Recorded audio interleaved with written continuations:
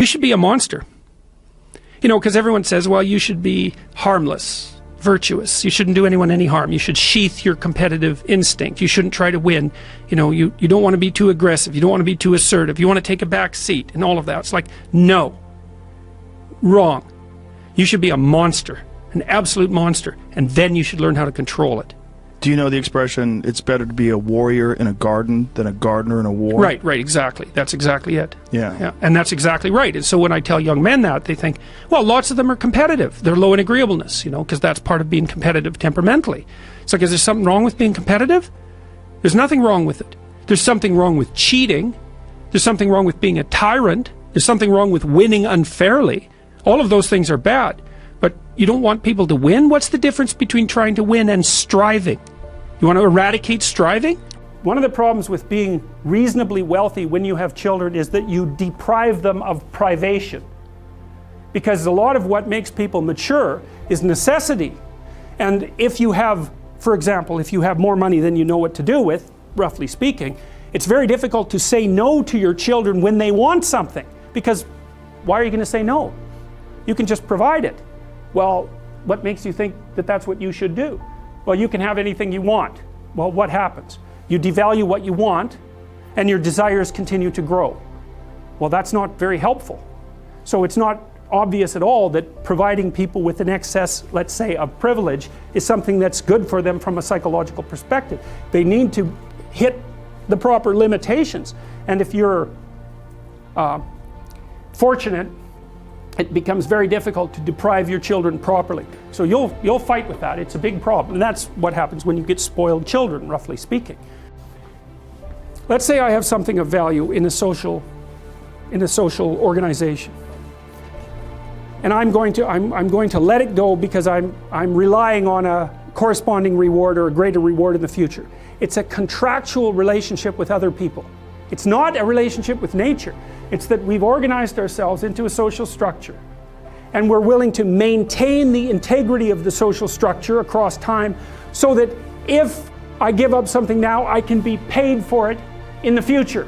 And the deal is we're going to try to keep the future the same as the present so that those contracts can be met in the future. That's money. That's what money is, right? Here's some money.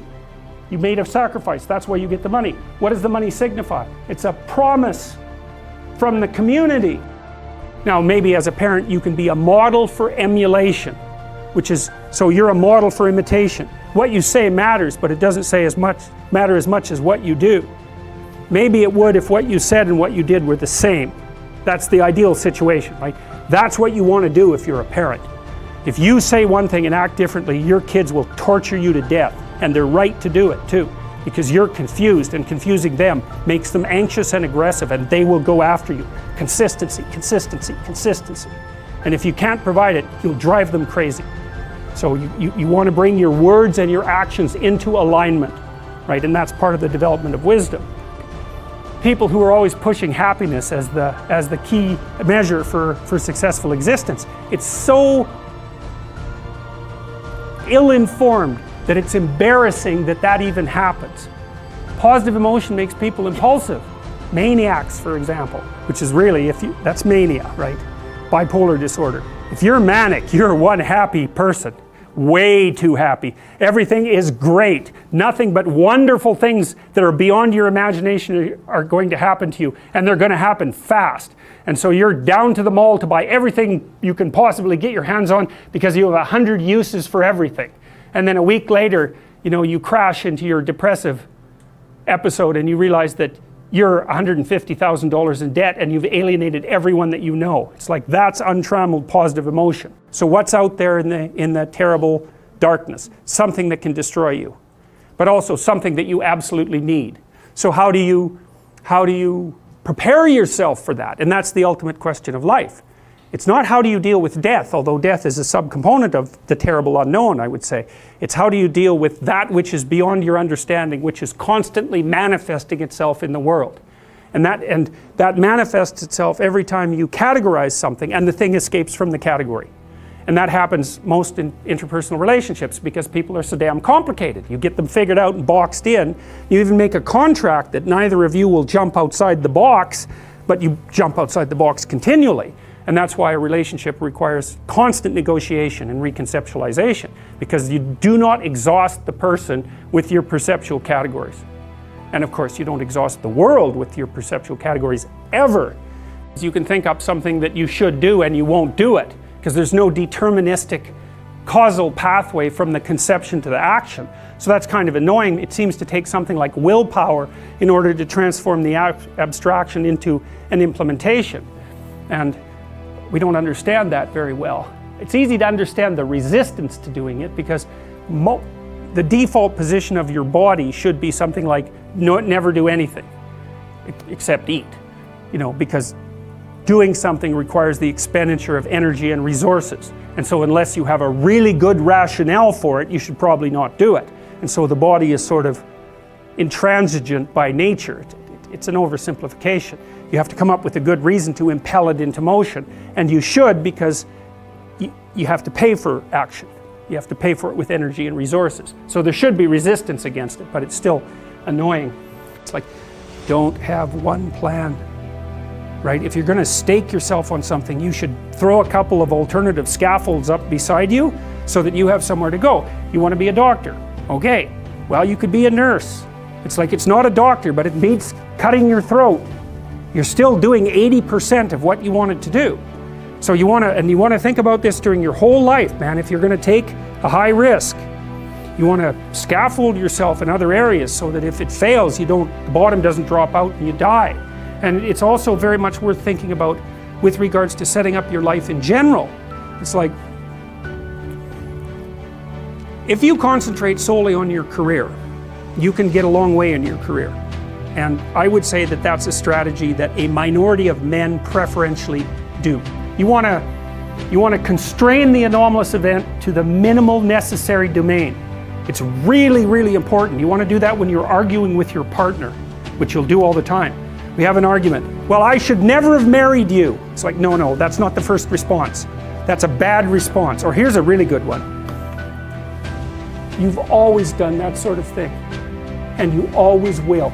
It's like, oh, good, great. It's like the only answer to that is to hit someone, because like you're done, right? You're like that. You've always been like that. There isn't a chance that you could be repaired, and none of it is acceptable. It's like the person's going to fight with you right away, because what else are they going to do?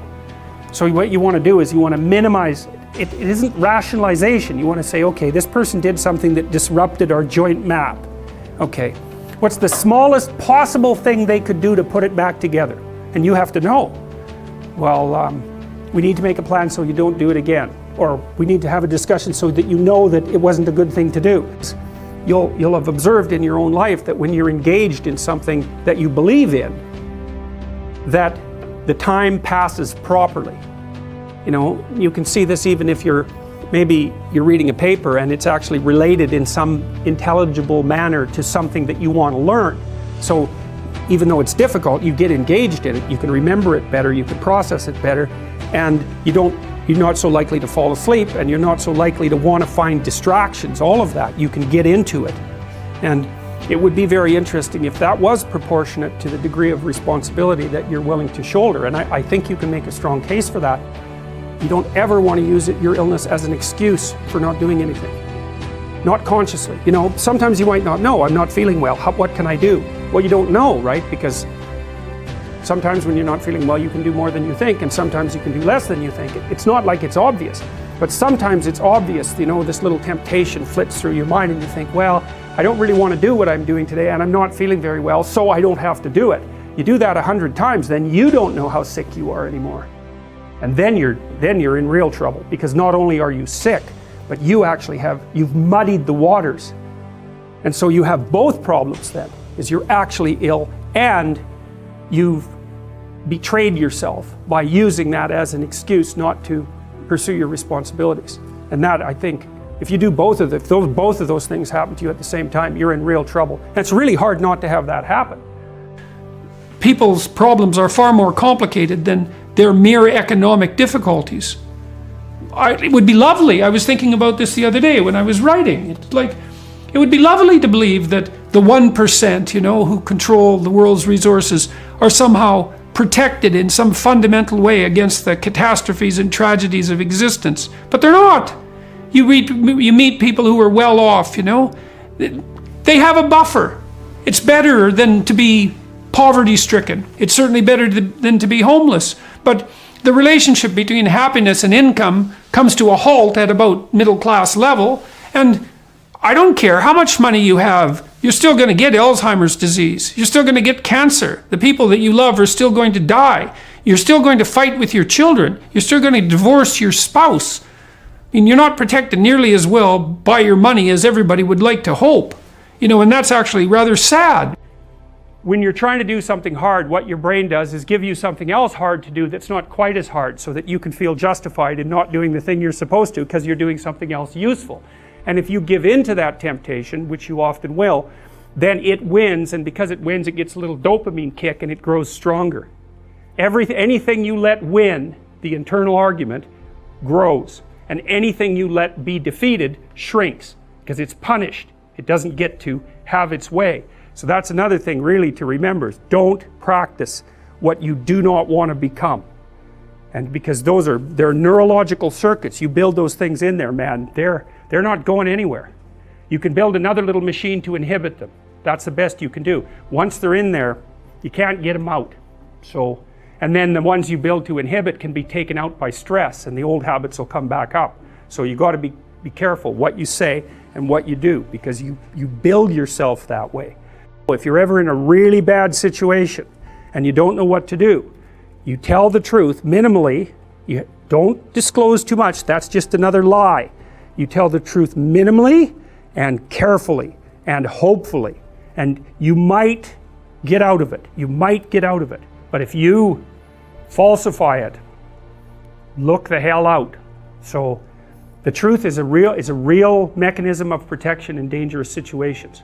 You know, so if someone's trying to intimidate you and you think they might get violent and they ask you if you're afraid, then you tell them that you're terrified and that you hope that things will go okay.